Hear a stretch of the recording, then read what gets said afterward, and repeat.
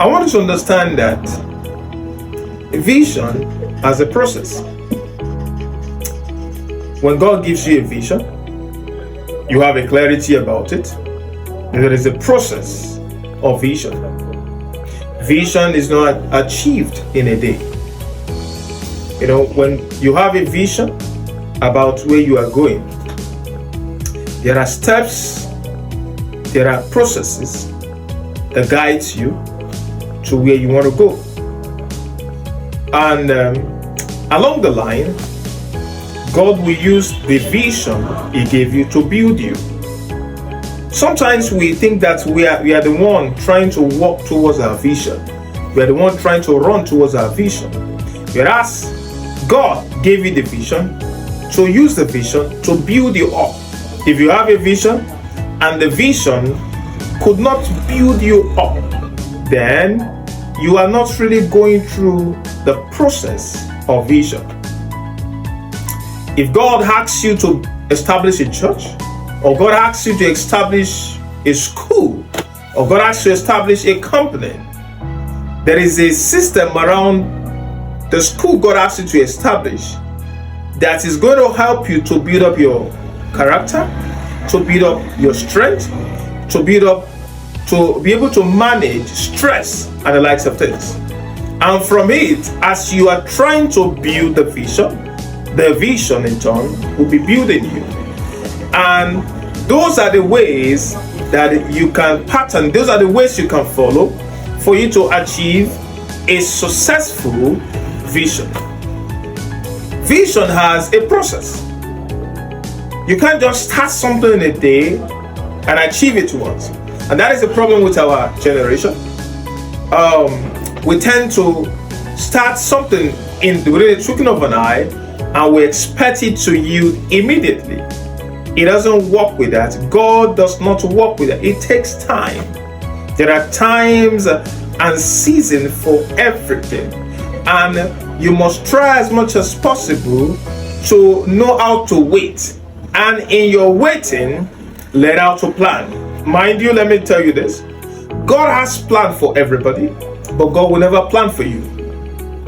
Even though He said in His word that His plan for you are for good and not for evil, isn't it? Now, but God will never plan for you. You must have a concrete plan about where you are going.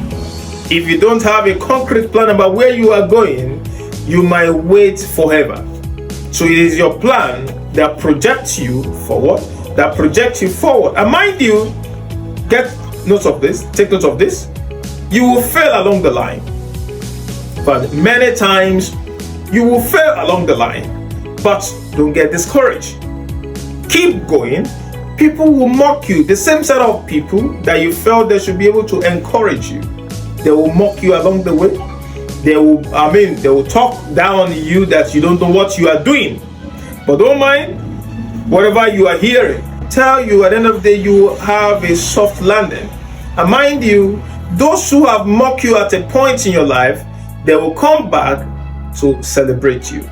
And that is truth about vision. Stick to the process of vision. There will be days where you miss your way. Now, let me state this. There are some times that you will miss your way. Because you miss your way does not mean that God is done with you. God is not done with you because you miss your way. There are times you are going to be confused. It's normal. You'll be confused at some point. But don't leave the vision you have. Stick to it. Get confused in it. Miss your way in it. But stick to it. Don't hear the voice of naysayers. They have nothing to offer you. In fact, the set of people that may want to pull you down at times are people you look up to at times, are people whom you love, are people whom you think that they also love you in turn. But one thing you have to understand is that stick to your vision. And one thing I also want to add is this. Anybody you are around that could not interpret your vision the same way you have conceived it, or God has given it to you, respectfully try to pull back. That is one of the best advice I can give you.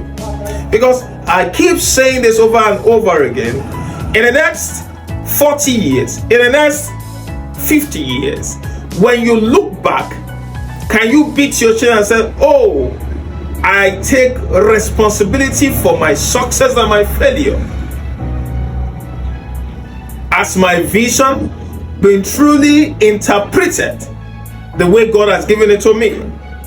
Don't chase the cloud of men. Don't chase men and forget your vision.